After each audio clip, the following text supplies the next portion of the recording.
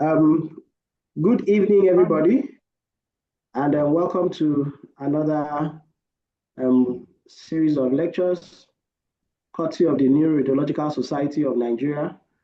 I'm Dr. Ekpe Akanimo, and I'll be the moderator for today. So I want to introduce our speaker for today. He is Professor Mark van Buchem, a professor of neuroradiology at Leiden University Medical Center. He earned his medical degree in 1988 and his PhD in 1992 at the Leiden University. He completed his radiology residency in 1994 and later became chief of neuroradiology in 1998 and professor in 2002. He was a visiting professor at Harvard Medical School 2005 to 2006 and head of the Leiden University Medical Center Radiology Department in 2014 to 2024.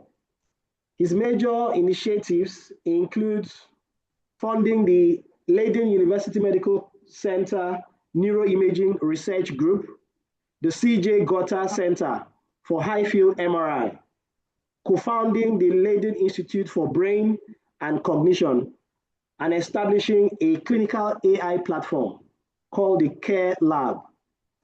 He has led national research consortia on Alzheimer's disease and the heart-brain axis, and founded the Dutch CAA Foundation and International CAA Association. Professor Mark has over 500 scientific papers and has supervised more than 50 PhD theses. His research focuses on neurodegenerative diseases, particularly cerebral small vessel disease and cerebral amyloid angiopathy. Friends, I want to open the podium for Professor Mark to take his lecture. Thank you very much. Fantastic, fantastic. The topic of my talk is the cerebral small vessel diseases. And as mentioned in the introduction, that's an area of interest for me already for a long time. So first talk about give an introduction on small vessel disease and why imaging is important. Then I'll explain about the imaging features of a specific small vessel disease called cerebral amyloid angiopathy, which I've been studying for a while. I'll talk about the structural changes that we can see with them and their limitations, and also how with newer techniques we can probe the vessels that are affected and why that is important. And I'll then draw some conclusions. Okay, so first, what about vascular diseases? There's it's an arbitrary distinction, but the arbitrary distinction is between large and small vessels. And the large vessels are considered to be larger than 0.1 millimeters, and they are typically at the major cerebral pedal arteries, like the cervical arteries, the basilar arteries,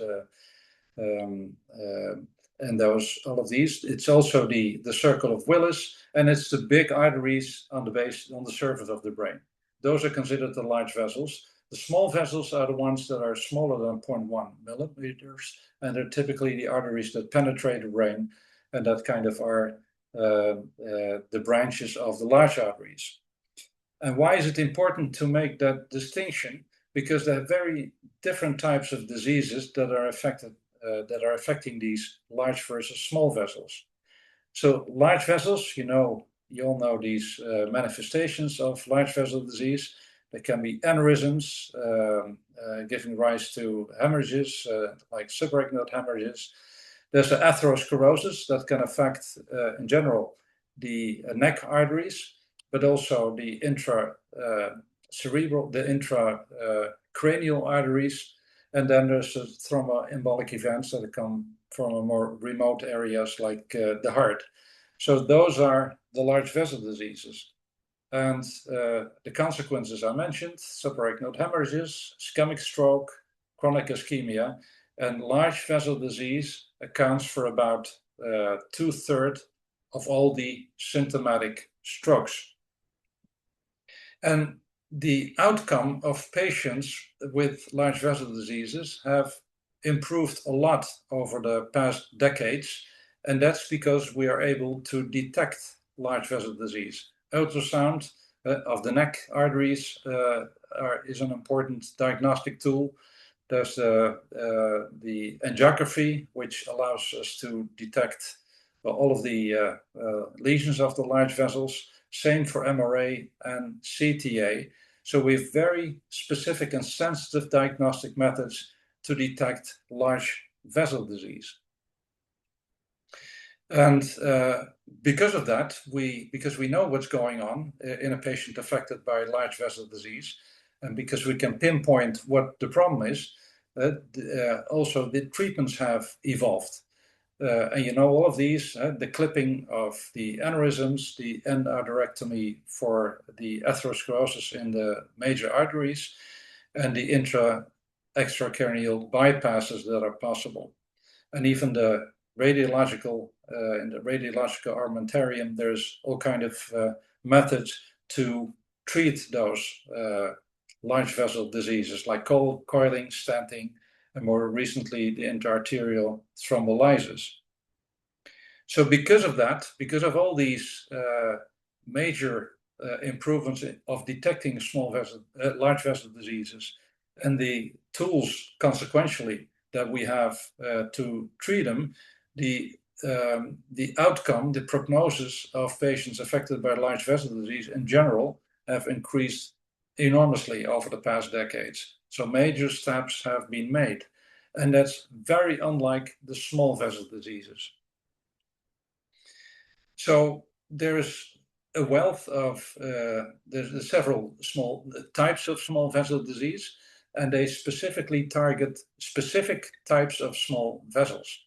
So there is cerebral amyloid angiopathy that's typically affecting these arteries on the surface of the brain that branch from the major arteries and then penetrate the cortex and the subcortical white matter. So specifically, these vessels on the surface of the brain are affected. And again, that's based on accumulation of amyloid in the vessel wall. I'll come back to that in a minute.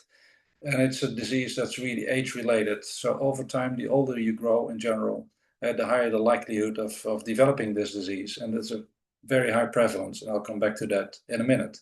So again, cerebral amyloid angiopathy, a major cause of small vessel disease, specifically affects these arterioles penetrating the brain from the surface. Then there's arteriolosclerosis, and that is a disease that's affecting predominantly the perforating arteries that branch from especially the middle cerebral artery, but also the anterior cerebral artery, and that penetrate the basal ganglia. So that disease, and it's called lipohyalinosis, that's mostly associated with hypertension. And you can imagine why, because the high intracranial, the high intra-arterial pressure from the major arteries, if you go down gradually the branching of the vessels, once the arterioles penetrate the brain from the surface, the pressure, the perfusion pressure in those vessels is low. But those small vessels that directly branch from major arteries, they are subjected to much higher intra-arteriolar pressure than the other arterioles elsewhere. So that is why these arterioles perforating the basal ganglia are particularly sensitive to hypertension. And that's why this lipohyalinosis occurs predominantly in the basal ganglia area. And then there's a host of genetically determined diseases, small vessel diseases. You may have heard about CADASIL. There's all kind of hereditary variants of cerebral amyloid angiopathy. There is CARASIL with an R. There's CARASIL. carousel, I have to say, and there's other diseases. So there's a host of more rare variants of small vessel disease. The major two are cerebral amyloid angiopathy and arteriolosclerosis related to hypertension. Well, there's one hereditary variant that I've been studying a lot with my colleagues here over the past decades, and that's because it's in it occurs in a coastal village near the place where I work.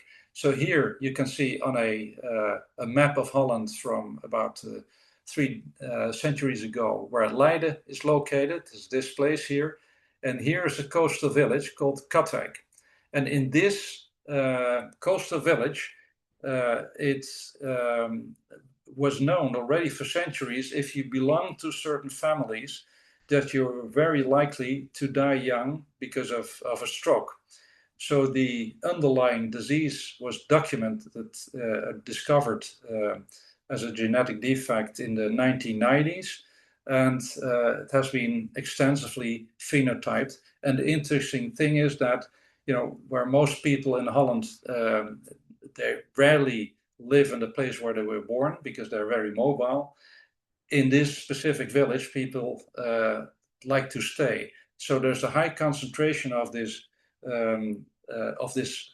genetically dominant disease in that place because people tend to stay there. So that is an interesting population, and why it is an interesting population is because it allows us to study the natural course of the disease. The sporadic cerebral amyloid angiopathy, that is the cerebral amyloid angiopathy that is highly prevalent in the general population. You only detect people with that disease late during their life in advanced stages of the disease. And then it's even hard to make a final diagnosis, because for a final diagnosis, you actually need to do an autopsy. So the sporadic variant, that is the variant that has not this specific genetic basis, so the disease that is highly prevalent, is hard to study the disease because you only detect it in advanced stages of the disease. Unlike these patients, you can assess by a genetic test whether they have the disease. You know it runs in families with a 50% chance of the offspring of people with the disease to also have the disease. So you can really identify people at risk and then assess whether they have the disease. So that allows for studying the early stages of the disease. And that makes it very interesting. So the idea is that if we are able to study in more detail this sporadic of this variant in the village of Katwijk, we can learn a lot about the sporadic CEA that's affecting a lot of people. So that's what we've been doing, and that's why we've learned a lot about CEA by studying this specific population. So what about the common denominator of small vessel diseases? As I said, it's affecting small arterioles, and especially the wall of these arterioles. And basically what happens is that the muscular wall of these arterioles is affected. And as you know, the arteries have a thick muscular wall, so do the arterioles. And then in the end, the capillaries and the veins do not have that. And because of that capillary wall having a muscular aspect, the arterioles are able to adapt their lumen based on the needs. So this is from an experimental setting where you can see the arterioles in basal conditions. And then after ischemia with reperfusion, you can see, because of the increased need of oxygen in the vessels, these arterioles can dilate. So that movement is really made possible by the muscular wall in the arterioles. Also, the combined possibility of the arterioles to to narrow or to dilate, this also determines the resistance of the brain for blood flow. So because of this ability to adapt, the brain can maintain perfusion under a host of different settings of perfusion pressure. So if the blood pressure drops, because of this regulation possibility, the perfusion can be guaranteed over quite a large scale of perfusion pressures. So thanks to that, we don't fall over immediately when we stand up and our perfusion in the brain drops. That's thanks to this auto-regulation capacity of the brain, which is taken care of by the arterioles. Okay, so what happens in small vessel diseases? The arterioles are affected, as I said, and it's based on the accumulation of proteins in the media, and the media again is where the smooth muscle cells are. So here you can see a few examples of vessel walls where the let's say the dark stuff here is the accumulation of proteins in that vessel wall. So what happens because of this accumulation of amyloid? The blood vessels, although they become thicker, they become more brittle and more at risk for rupturing. Also, because of the thickening, the lumen is narrowing.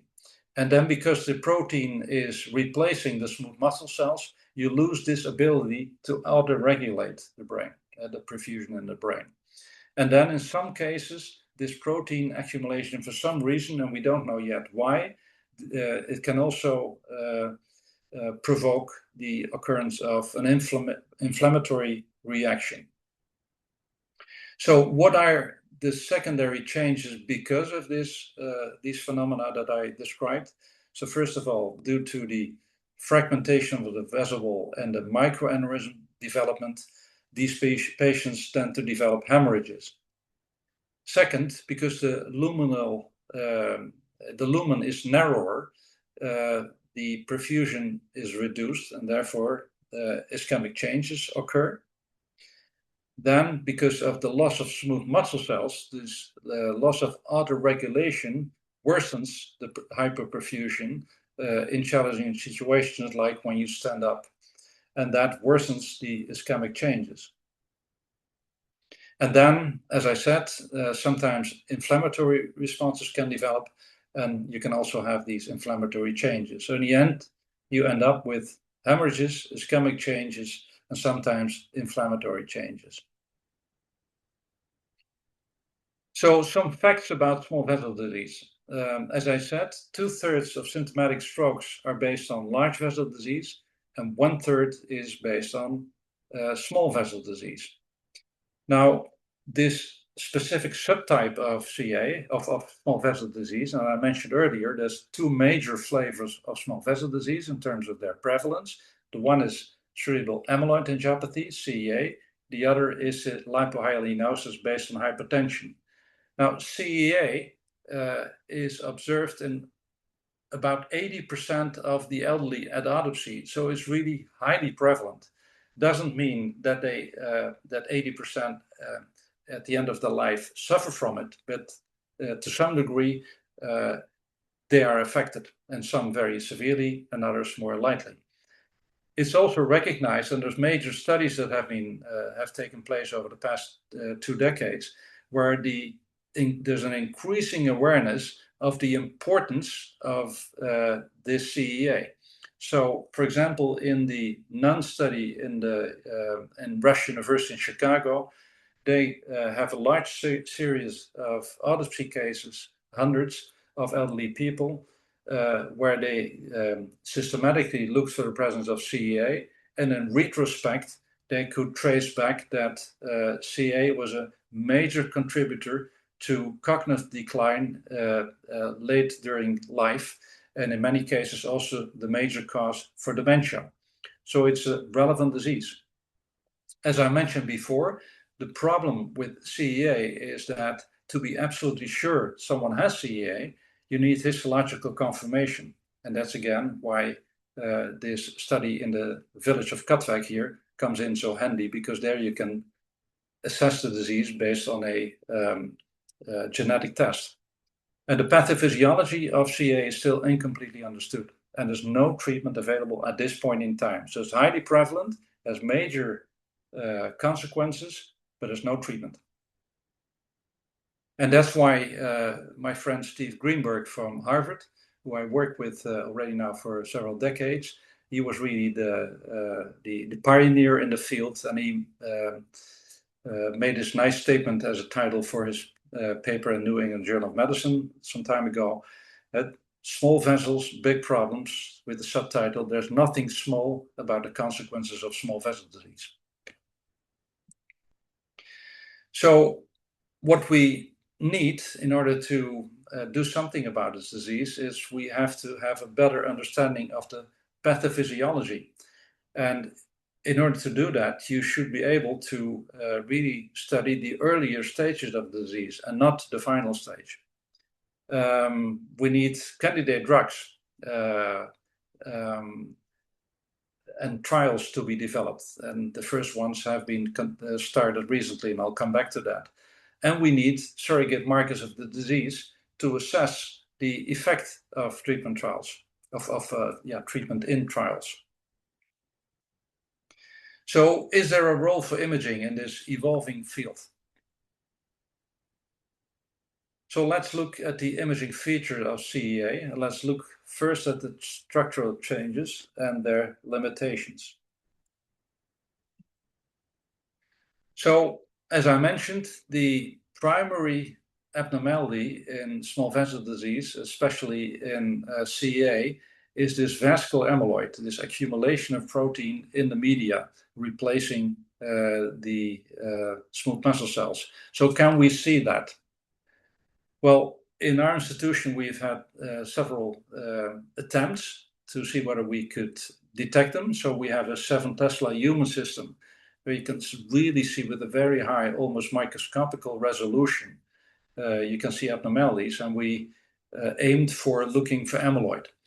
And here you see a 7T image, so you can see many abnormalities, like here, a major hemorrhage. You can see some superficial siderosis on the surface of the brain. You can see perivascular spaces in quite some detail, but you cannot see the amyloid. Then we tried with T2 star to see whether the amyloid that's often associated with iron, also whether we could see it with SWI or T2 star at extremely high field. And the result is we could not see that sort of primary lesion in CEA. Now, then the next question is, can we at least see the individual blood vessels that are affected? So not the microscopic lesions in the vessel wall, but then can we see the small vessels that are affected and see that they are affected? So we, and here you can see from microscopical and experimental studies in animals how these vessels look differently. So they show dilatations, narrowings, etc. as a pearl of strings, a string of pearls. So the question was, could we see that in vivo in patients? So we tried also, again, with extremely high resolution with 7 Tesla, and the bottom line is we could not see these changes. So what can we see? We can only see the secondary changes. So there's hemorrhagic lesions, as I explained. There is the consequences of the hypoperfusion, like the hyperintensities. There's infarcts. There's widening of the perivascular spaces and atrophy, and I'll go through that in more detail. So first of all, there's hemorrhagic lesions, and typical for cerebral amyloid angiopathy is that they tend to occur rather superficially. So we call that lobar hemorrhages to distinguish them from the hemorrhages occurring in the basal ganglia that you tend to see with hypertension. So, and that's a reflection of what I said, where the blood vessels are that are affected by the disease. Again, for hypertension is those perforating arterioles in the basal ganglia. That's why hemorrhages in lipohyalinosis occur in the basal ganglia. But those associated with cerebral amyloid angiopathy, they tend to occur just under the surface, just under the cortex. And we call that a lobar distribution of hemorrhages. So this is a typical lobar hemorrhage on a CT. And when people started to use T2 star weighted sequences or SWI weighted sequences, they started to appreciate those microbleeds. And they're reflections of small contained hemorrhages, and mostly it's chronic hemorrhages, so it's a reflection of the hemosiderin that's resorbed by the macrophages in areas where there was leakage of the blood vessels. So the microhemorrhages the microbleeds are an indication of cerebral amyloid angiopathy, especially when they have this lobar distribution again. So again, just in the cortex or just below the cortex. Microbleeds that go with hypertension are located predominantly in the basal ganglia area again. And another hemorrhagic manifestation that later on was recognized for CAA is superficial siderosis or small contained, that's how it starts, small contained subarachnoid hemorrhages. Not like in a rupture of an aneurysm, you can see in a wide area, and then oftentimes on the surface, on the bottom of the brain. But here in cerebral amyloid angiopathy, it's very contained. There's one or a few silci where you can see in acute setting that it's filled with blood products, and when it's absorbed, you end up with deposition of hemosiderin on the cortex and the cortex surrounding the sulcus that's affected. So this, what we call the chronic stage, we call superficial siderosis. The acute stage is a regular subarachnoid hemorrhage, but typical for CEA is it's just affecting one or a few isolated sulci and not a big area like in a major subarachnoid hemorrhage due to a rupture of an aneurysm. Then the white matter hypertensities, the ones that you also oftentimes see with aging, the symmetric, the periventricular, they can also happen in deep white matter, and in the end they confluence. And here you can see that the type of, so you can see for healthy aging, for Alzheimer's disease, for cerebral amyloid angiopathy, you can basically see it's the same pattern, the symmetric pattern of the white matter hypertensities. So it's not typical, but it's there. Now, as I mentioned, sometimes you can have cases like this. So this is a case with some microbleeds with a lobar distribution. There is some swelling here of the cortex in this area. You can see there is on the flare, there is edema. There's no diffusion restriction. And this is a case of inflammatory CEA. So sometimes you have these cases with swollen parts of the brain with sometimes some enhancement, no diffusion restriction. And that's a manifestation of inflammatory cerebral amyloid angiopathy. And my experience is that oftentimes this is very, very unexpected finding. It's a radiologist who makes the diagnosis. And it's important to bring it up because these patients can be treated by anti-inflammatory drugs. And then these lesions tend to regress. So it's important to be aware of that. So if you see a pattern of microbleeds, lobar hemorrhages, and superficial siderosis, and on top of that, a swollen area, that oftentimes then is the cause of the symptoms, bring it up that it could be inflammatory CEA because treatment is simple. Then there can be infarcts, oftentimes small lacunar infarcts. That's in general what you see with reduced diffusivity. That's another manifestations. Then very typical is this widened perivascular spaces. We don't know why it happens, but it's really one of the manifestations of cerebral amyloid angiopathy that is in the basal ganglia area. You can have these on a flare, this would all be iso-intense to CSF, and it's really based on locally dilated perivascular spaces. So CSF-filled spaces around the vessel and between the vessel wall, the outer vessel wall, and the abutting brain parenchyma. More to the convexity of the brain, you can see they're more tubular. So this is really one of the things that you oftentimes see in cerebral amyloid angiopathy. And again, we don't know why that is. And then there's atrophy. There's no specific pattern of it. It's affecting a lot of parts of the brain, but it's another manifestation of CEA. Okay, so here to sum it up, what do we see? Hemorrhagic lesions, they come in several flavors. There can be big lobar hemorrhages. There can be lobar microbleeds. There can be convexity subarachnoid hemorrhages. And when it's resorbed, you end up with these areas of cortical superficial siderosis. So those are the hemorrhagic lesions. Then there can be the leukoareosis, the white matter hyperintensities, oftentimes and mostly symmetric on both sides, and that's based on this chronic hypoperfusion. And it can also be microinfarcts, small microinfarcts that are based on occlusions of small arterioles that are affected. Then there is the widened perivascular spaces and the atrophy. So this sums up the secondary tissue changes based on this accumulation of amyloid in the vessel wall.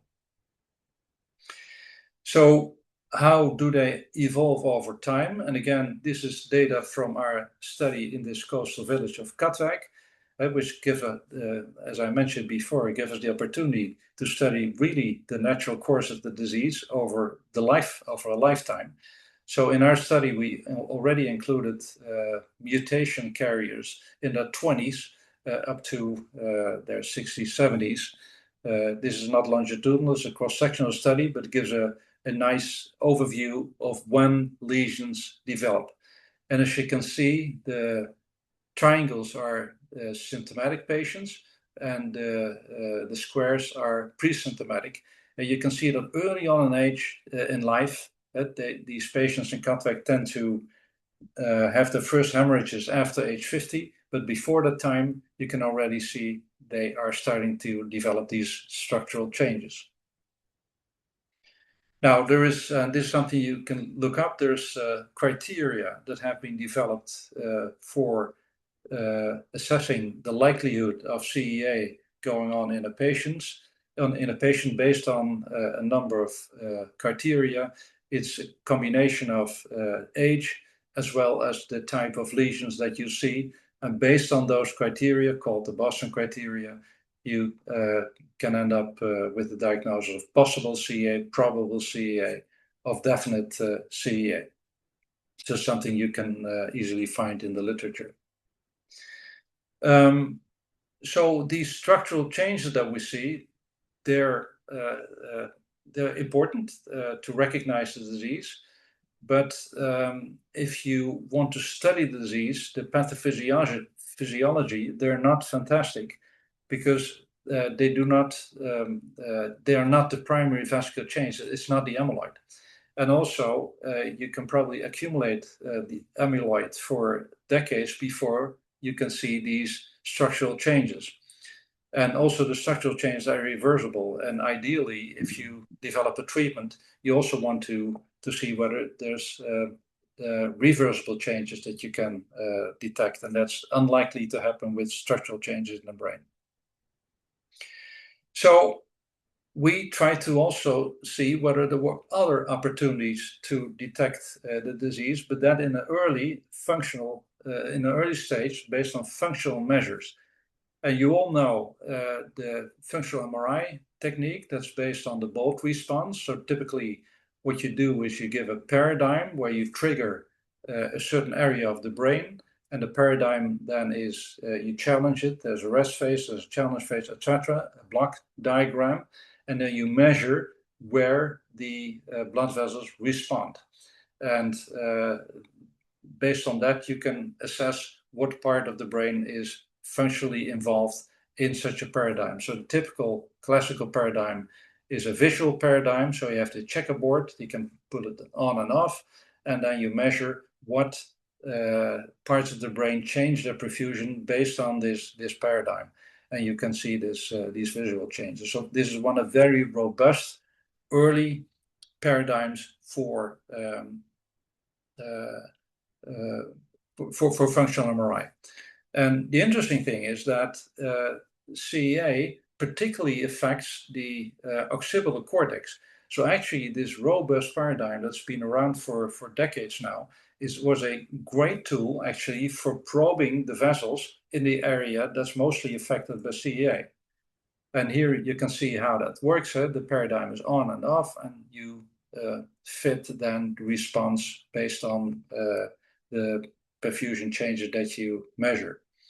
And typically a bolt response is when there's a stimulus, there's an initial dip, there's an overshoot, there's a plateau, and then there is an undershoot, and it comes back, and it happens over and over again. So because this robust test was available, and because we knew that the occipital cortex was the one that was particularly affected, that's why the investigators started to use this paradigm to probe the functionality of these vessels. And as I said, this whole bolt response depends on the function of the arterioles, because the arterioles, they assess the bloodstream, the perfusion. And guess what? So here you can see in pink here the normal bolt response in controls. And here you can see in CEA patients. And you can see this bolt response is really lower than in controls. And that's all totally understandable because of the arterioles being affected by the accumulation of the protein, and that's affecting the smooth muscle cells.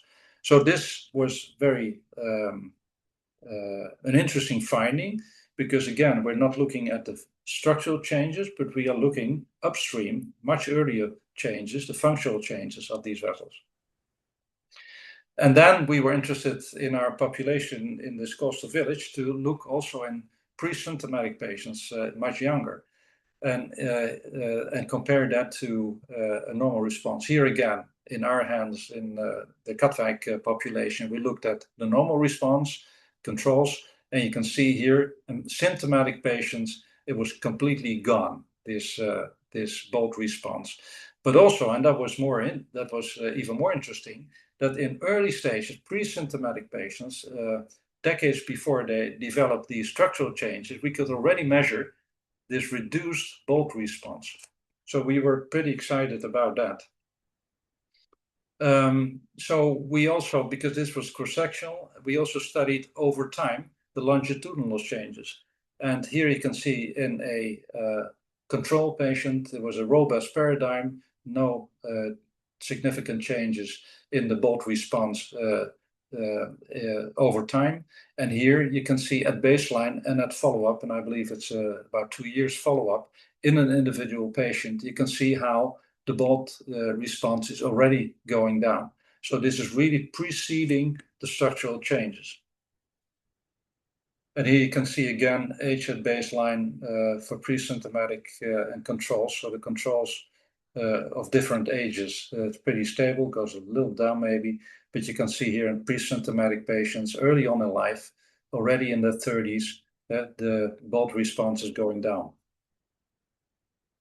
So this was very promising because it allowed us to probe the functional consequences of the primary lesions prior to the development of the structural changes, so very early changes and possibly also reversible. And we have an international consortium that's very active in the International CEA Association, and we included these functional measures as we recommended them to be involved in as outcome measures for clinical trials. So, in conclusion, small vessel disease is increasingly recognized as a major healthcare problem, especially in the elderly. Currently, there's no treatment, but there is candidate drugs, and actually last year, just a year and a half ago, the first trial for sporadic CA as well as this familiar type CA here in the village of Katwijk.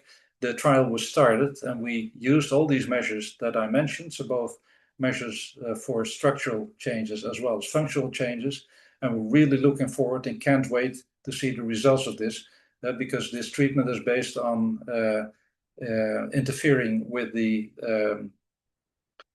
genetic coding for the toxic protein that's being developed. So the drug is interfering with that, and we hope with that that we can make the outlook of patients with small vessel disease less grim. And as I mentioned, MR plays an important role in this. So it's all work in progress. Maybe it's a little academic, this whole story, but at least it shows you the relevance of an important disease, and also how progress is made in figuring out a treatment, and how important imaging is in those studies as well as in the diagnostic process. So with that, I would like to thank you for your attention, and that concludes my talk. Thank you very much, Prof, for that interesting lecture. I'm sure we have a lot of questions for Prof. So if you have questions, please could you type them on the chat box, and I would read it out. Okay, thank you very much. Oh, Suren is asking, I would like to know where hyperintensity occurs first, or arterial sclerosis. This, I don't think I understand this question. Would you want to unmute yourself, Suren?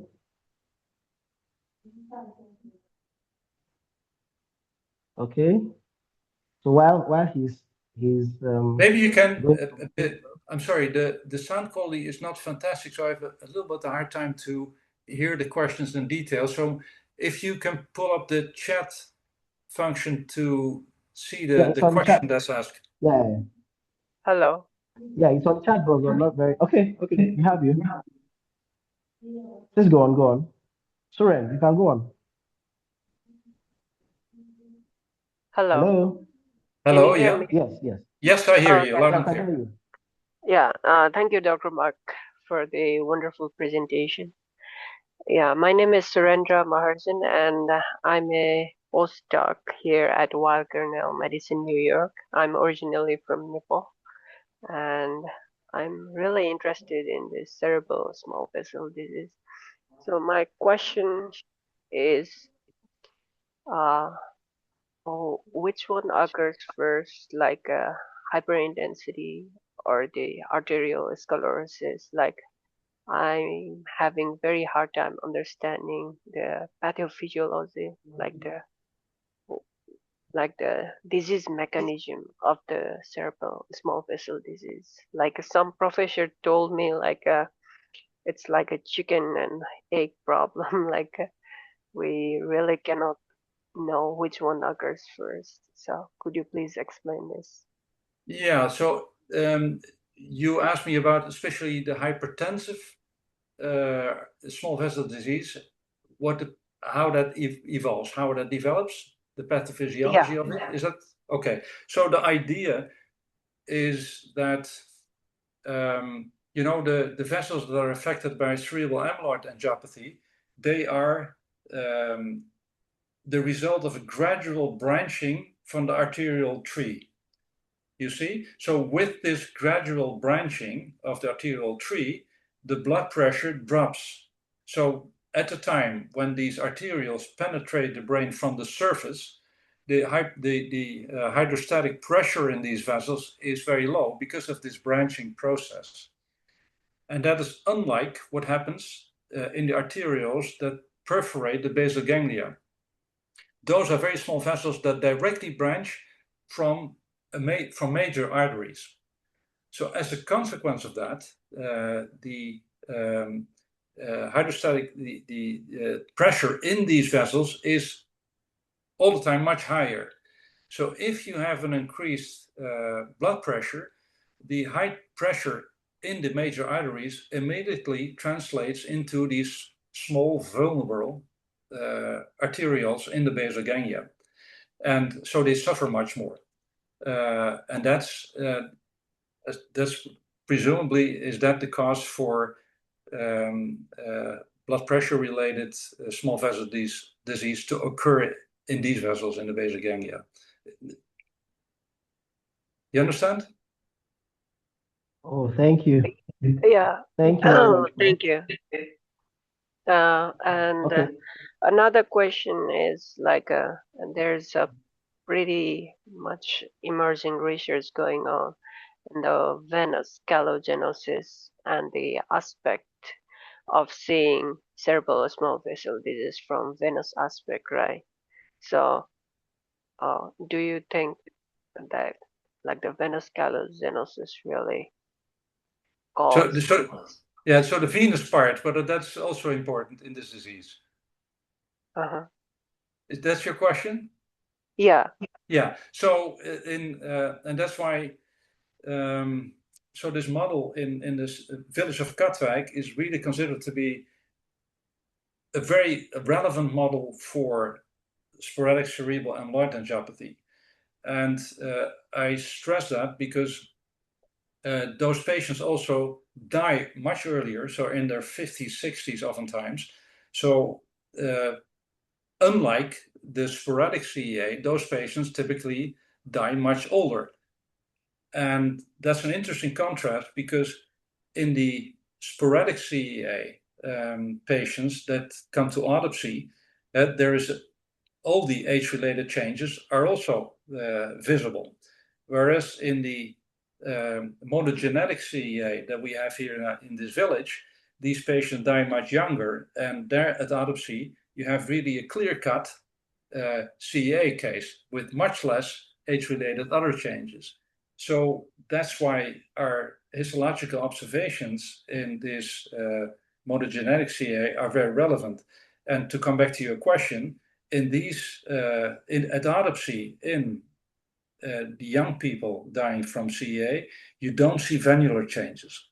And I do know that in elderly people, this is perivenous collagenoses, for example, has been Dixon Moody already mentioned that I think 30 years ago. So there is all kind of things going on in elderly, also at the venous side.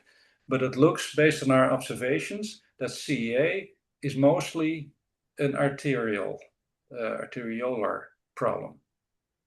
Even in case of hypertensive patients? Well, that's different because that's not CEA. So hypertension can be, that's a different story. Mm-hmm. So is there any role of veins there? I'm sorry? Is there any role of veins there in? No, well, that I don't know. I personally never heard about convincing evidence of the veins being affected in hypertension, but I may have missed that. It's I'm not an expert on the hypertensive small vessel disease. Okay. Thank you.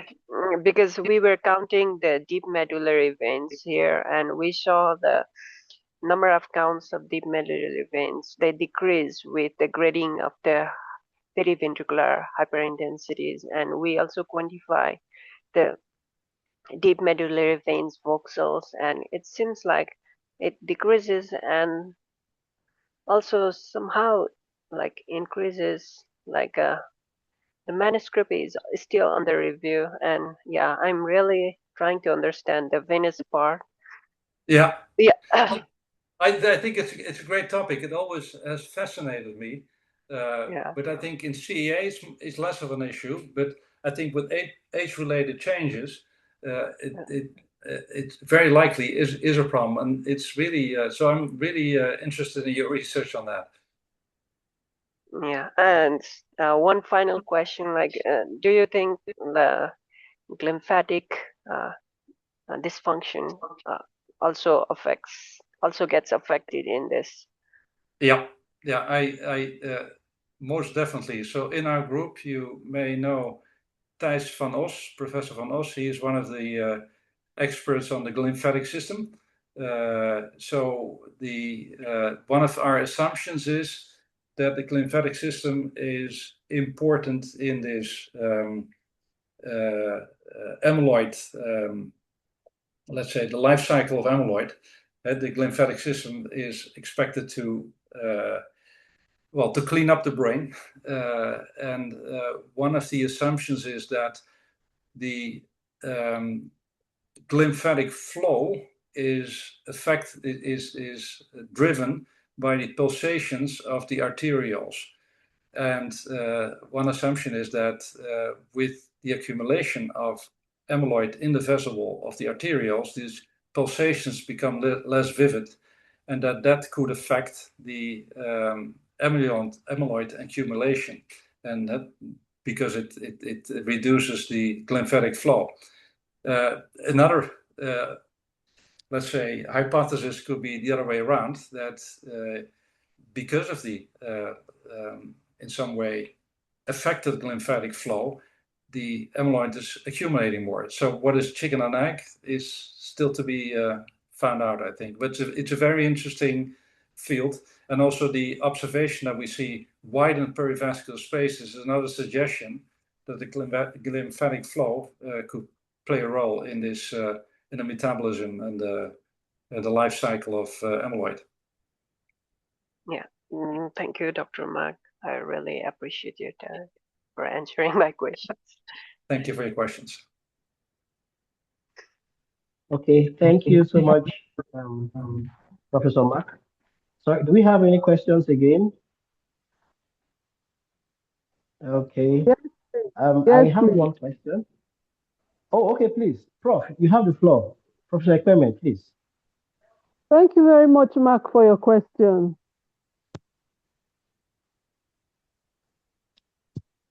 Hello? Am I audible enough? Yes, you are. Yes, you are. Please, you are. Okay, thank you. Thank you, Mark. My interest is that we have a lot of small vessel disease, at least where I'm practicing in Calabar. We have a 1.5 Tesla MRI Canon product, and we see quite a number of them. Basically, the history comes maybe cognition issues or memory issues, and then you do the flare and T1, of course, and all of that. You see a lot of white matter, small vessel disease. But we usually just stop there. We just say small vessel disease, and we don't go forward. We don't say we don't suspect CAA at all. Basically because we really don't know whether it is common in this part of the world. So I wanted to ask you, from your extensive work on CAA, is it common here? Is it something that we could actually start suspecting? Because like you said, it has to be some form of histology that will confirm it, So we are just wondering, without the other findings in MRI, we basically use our flare. We may not have bold, and all of that to really confirm. So is it common in this environment? Yeah, so I'm not sure whether it's in your specific environment common, but I would expect, I've never seen, so let me turn around. From what I've understood from the literature, is really age-related wherever people live. So it should, I would presume, it would occur anywhere in elderly people.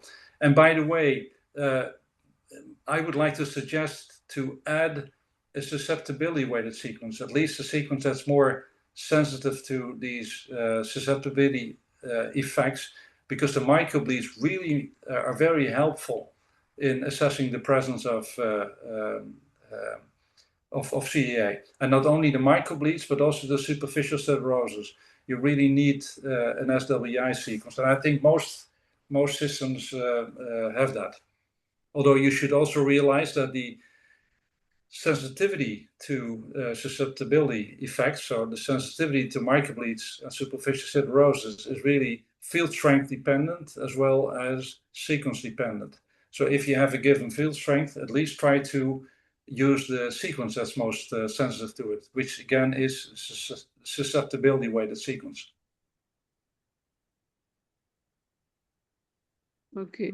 Unfortunately, we are yet to have that. So we are still not sure making that diagnosis anytime soon until we get our susceptibility imaging. Thank you so much for your time, Mark. Thank you. Very welcome. He says, thank you for the insightful presentation. In our MRI practice in Southwest Nigeria, we are increasingly observing imaging features suggestive of cerebral CAA, or cerebral small vessel disease, on 1.5 Tesla MRI, particularly microbleeds and white matter changes. From your research experience, are they recognized lifestyle or environmental risk factors that may contribute to this pattern beyond aging and genetic predisposition? And someone is asking, just so you can take both of them together, someone is saying, is there a place for CT and geography in CAA? Okay, so apologies, but the sound quality is not great. So what you ask is whether there's a role for CT and CTA in small vessel disease, yes. Correct? Yeah. So yes, no, yes, there's no role, because the vessels that are affected are basically not visible with CTA. And CT in general, you're not sensitive for things like superficial siderosis, which is a pretty sensitive measure, a specific observation for CA. So you're not sensitive for that. You don't see the microbleeds.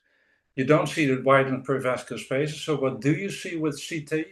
That's only the big hemorrhages and maybe some leukoariosis.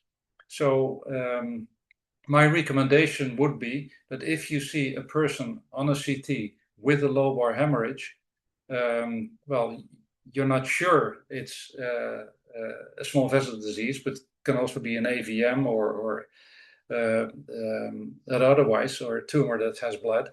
But at least bear in mind that a lobar hemorrhage on a CT can also be a manifestation of small vessel disease. So MR is way more specific because you can observe all these additional features. And CTA definitely would not help.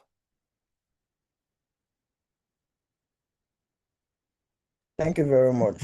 Okay, thank you very much. There's still a question where the person was asking Dr. Olufemi Oyedepo if lifestyle and environmental factors could be responsible for CAA and then cerebral small vessel disease. Okay, that's a great question. So the answer is no. Probably. For hypertension, it's clear. So hypertensive small vessel disease, there's a clear yes answer to your question. For CA, it's more complicated. So basically it's a disturbance of the normal life cycle of amyloid. Amyloid is produced by brain cells, and the brain has to get rid of it, and for some reason it gets stuck in vessel walls in CEA. Whether lifestyle will influence it, there's no clear indication for that at this point in time. But it's always good to pay attention to lifestyle. But the major factor is probably more things that are beyond what you can affect with lifestyle. Thank you very much. One last question. PET's SAET. I'm sorry. The person who's asking, he said, can you suspect SAE on a CT image? Oh, it's the connection of the speech is very hard to follow now. So it's not a great audio connection. Is it SWI that you asked, or? SAE. Is it possible to suspect it on a CT image? SAE as in? I think that's think the that's Swanger a disease. So small arterial disease. I'm sorry. okay, but what was the The audio full... connection is very poor now, so it's hard to hear exactly what you're saying now. Okay, I think it's on the. There's a question. And superficial siderosis Okay. be identified. If And you can see that superficial on siderosis be identified on a 1.5 T. Okay, so superficial siderosis, whether you can identify it with 1.5 Tesla? Yes. Yeah, well, so if you use the SWI, you may see it, yeah, definitely. And by the way, it brings to my mind, if you see on a CT just one or two sulci that are filled with sorry?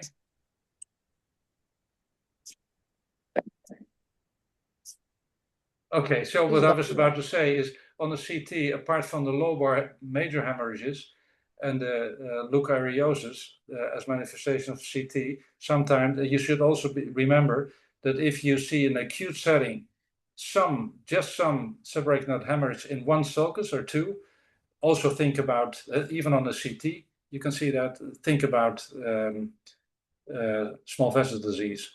Again, once that is resorbed, you won't see anything left of it on a CT, whereas on on an MR, you end up with the superficial siderosis, which is there to stay for the rest of life.